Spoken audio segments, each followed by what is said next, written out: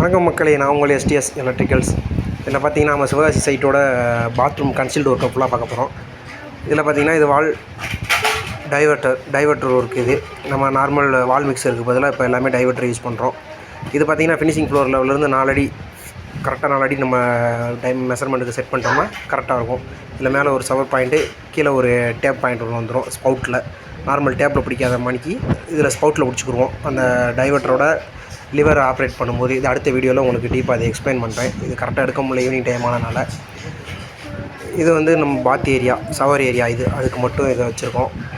Toilet area இதுக்கு பக்கத்துலேயே இன்னொரு ரூம் இருக்குது. அந்த ரூமில் உள்ள ஒரு வால் மவுண்டு கன்சீல்டு ஃப்ளஷ் டேங்க் வச்சுருக்கோம். வால் மவுண்டு WC ஒன்று வருது, வெஸ்டர்ன். அது நம்ம நார்மல் வெஸ்டர்ன் மானிக்கு இல்லாமல் அதோட ஃப்ளஷ் டேங்க் ஃபுல்லாமே கன்சீல்டு ஆகிடும். வெறும் வெஸ்டர்ன் மட்டும் அதோட டைல்ஸ் ஃபினிஷிங்கில் செவுத்தில் மாட்டியிருக்கிற மாதிரி இருக்கும். 14 இன்ச்சு வைக்கணும். அது பார்த்தீங்கன்னா இப்போ எல்லா வீட்லேயும் அதை பண்ண ஆரம்பிச்சிட்டாங்க.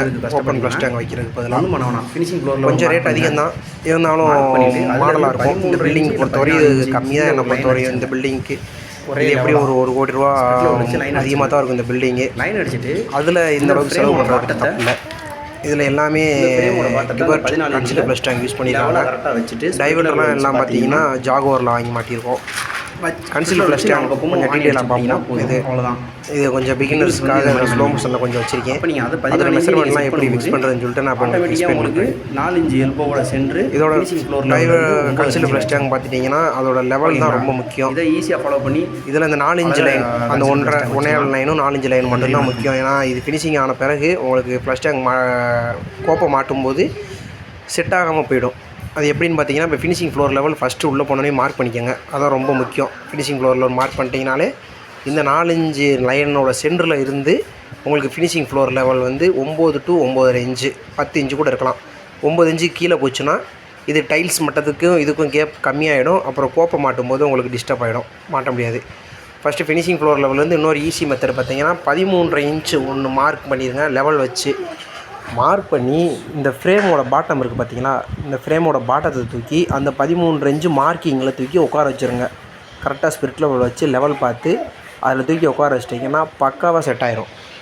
பிகினர்ஸ் வந்து இதை ரொம்ப ஈஸியாக ஃபாலோ பண்ணி இந்த லெவலில் பண்ணிட்டீங்கன்னா, இந்த மெத்தடில் பண்ணிங்கன்னா ரொம்ப ஈஸி. இந்த ஃப்ரேம் வர்ற கன்சீல்டு ஃப்ளஷ் டேங்குக்கு இந்த லெவல் மாறவே மாறாது. 13.5 இன்ச்சிலேருந்து 14 inch, 13 to 14 1 inch plus or minus connect பண்ணி அந்த கோடு போட்டுருங்க. அந்த இப்போ நாங்கள் போட்டிருக்கோம் பார்த்தீங்களா, இந்த கோடு போட்டிங்கன்னா இந்த கோடு கரெக்டாக லெவலில் போட்டுருங்க. ஸ்ப்ரெட் லெவல் வச்சோ லெவல் டிப் வச்சோ லெவல் பார்த்து கரெக்டாக ஒரு கோடு போட்டுருங்க. போட்டுட்டு இந்த ஃப்ரேமை தூக்கி அந்த கோடு மேலே உட்கார வச்சுருங்க. அது உங்களுக்கு ரூம் சென்டரோ ஏதோ ஒன்று கனெக்ட் பண்ணி மார்க் பண்ணிட்டு அந்த லெவல் மார்க் பண்ணியிருக்கிறதுலேயே இந்த ஃப்ரேமை தூக்கி உட்கார வச்சிங்கன்னா போதும், பக்காவாக செட் ஆயிரும். யார் இதற்கு ஒரு டவுட்டுமே பட வேணாம், கரெக்டாக இருக்கும். அது இந்த பார்த்தீங்கன்னா கீழே நாங்கள் கோடு போட்டிருக்கோம். கோடு போட்டதுலேயே ஃப்ரேமோட பாட்டத்தையும் உட்கார வச்சிட்டோம். இதை நீங்கள் 13 to 14 இன்ச்சில் நீங்கள் உட்கார வச்சிட்டிங்கன்னா ஆட்டோமேட்டிக்காக உங்களுக்கு 4 இன்ச்சு லைனோட சென்ட்ரு பார்த்தீங்கன்னா டைல்ஸோட ஃபினிஷிங் மட்டத்தில் இருந்து 9 to 9.5 இன்ச்சு கிடைக்கும் உங்களுக்கு. ஓகேவா? இப்போ இதை ஃபாலோ பண்ணிட்டீங்கனாலே புதுசாக வைக்கிறவங்க கஷ்டப்பட வேண்டியதே இல்லை. வேறு எதுவும் பார்க்க வேணாம். நிறைய பேர் சொல்லுவாங்க 4 இன்ச்சு லைனோட சென்ட்ரு வந்து 9 to 9.5 இன்ச்சு க்ளீனாக இருக்கணும். அப்போ நம்ம கீழே அதுக்காக ஃபினிஷிங் டைல்ஸ் வச்சு நம்ம கனெக்ட் பண்ணி பார்க்க முடியாது.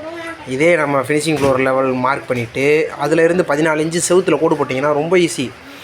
அப்படி கோடு போட்ட பிறகு இந்த ஃப்ரேமை தூக்கி அதிலே உட்கார வச்சிட்டிங்கன்னா எல்லோரும் மாட்டிகிட்டு போயிடலாம். எத்தனை பாத்ரூம் மாட்டினீங்கனாலும் கன்சீல்டு ஃப்ளஷ் டேங்க் மாட்டினீங்கனாலும் ஃபஸ்ட்டு எடுத்தோடையுமே ஃபினிஷிங் ஃப்ளோர் லெவல் மார்க் பண்ணுங்கள்.